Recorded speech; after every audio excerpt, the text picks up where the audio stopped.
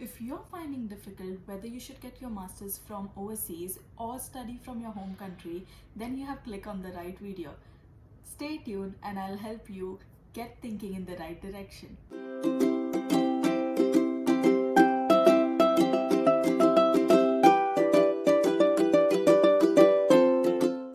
Hi everyone, my name is Sakshi and I live in Sydney, Australia. Here on my channel, I'll be sharing my life as an immigrant in Sydney, Australia.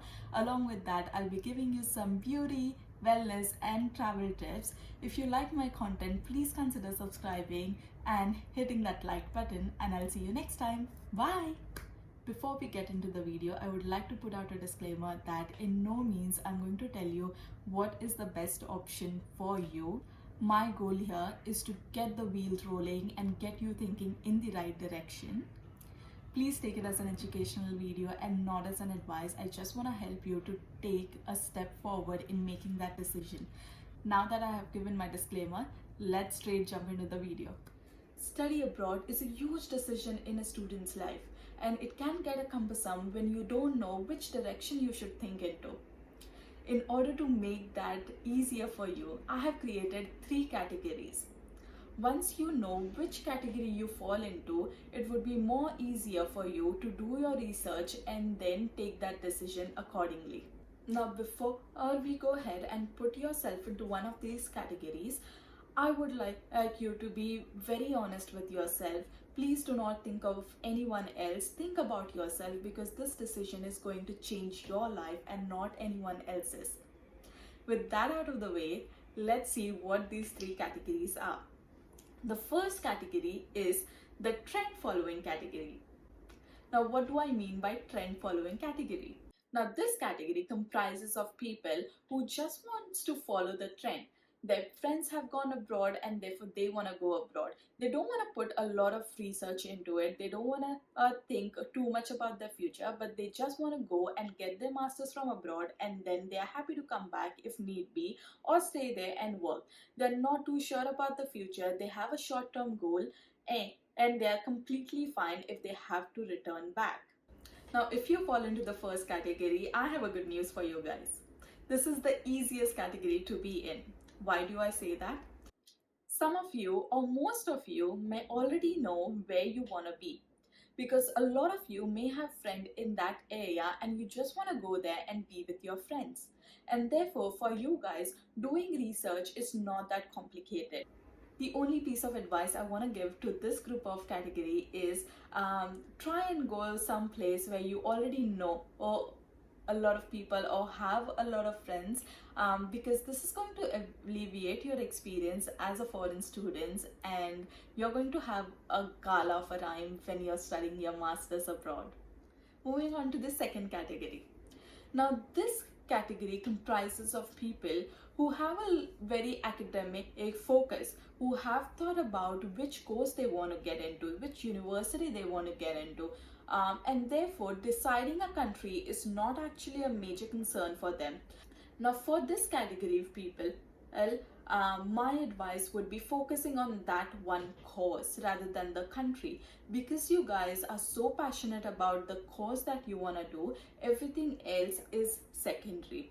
Now, once you have narrowed down your course, see which university in the world provides that course and which university you would actually have a chance of getting into. Please be realistic and jotting down your university, because there would be some university which requires very high score, and some university which requires score that you can actually attend.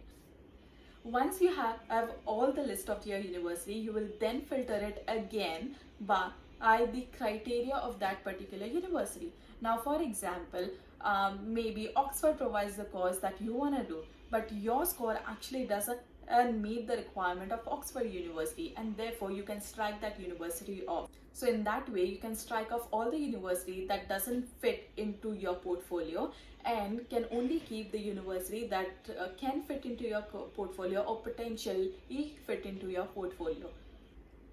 Now, once you have list of all the university that fits into your portfolio, you basically have also simultaneously noted which country this university falls into. Now, based on your personal requirement, you could then and select one of the countries that you are likely to go and pursue your master's from. Moving on to the third category, which are the immigrants. Personally, I fell into this category when I was planning to come to Australia.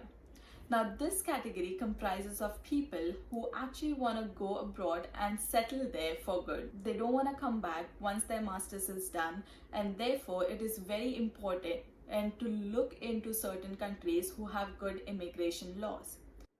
Now, I'm not going to go into detail on which are the factors you need to research on when you're deciding to move to a new country. Otherwise, this video is going to be an hour long. But if you want me to make a detailed video of how I decided I want to move to Australia, then comment down below and I'll make sure I'll make one for you guys soon. Unfortunately, this is one of the hardest group to be in, since we are going to make a decision that would potentially impact the rest of our life. We have to put in a lot of time and research into finding the perfect country for ourselves. For people falling into these categories, you guys will also have to take a similar approach as those who are in the second category.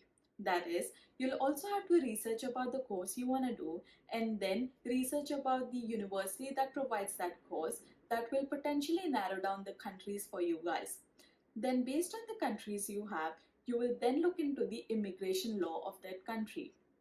Some countries, it is really difficult to get a PR or a green card, for example, and therefore you can narrow down the country based on their immigration law. Hopefully, the above exercise had helped you put yourself into one of the above categories. Now, the second question to ask yourself is, how does my finance look like? You will have to think about your finances before you can actually go and start doing the research. It doesn't matter whether you fall into category 1, 2 or 3, finances is going to be an important one for all of you guys. I would highly advise speaking to your parents as soon as you decide that yes, this is something I want to do. Going abroad and studying abroad is something I want to do for myself. I want you to go and discuss it with your parents and give them a bit of a room to think about your decision, because at the end of the day, it's going to be a huge decision for them as well. It doesn't matter whether your parents are going to sponsor your education or you're taking a loan, it is still going to be huge, and therefore your parents need to be ready as you are.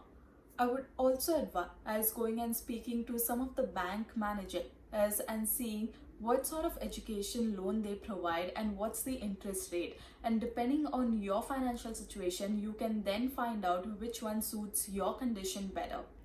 Finance is going to be very crucial while making this decision, and therefore I want you to go and speak to people who already live in that country or who have returned from that country in the last 6 months to 1 year. Why I say 6 months to 1 year is because things change constantly in these countries, and I want someone to give you a practical advice which is also valid in that given point of time.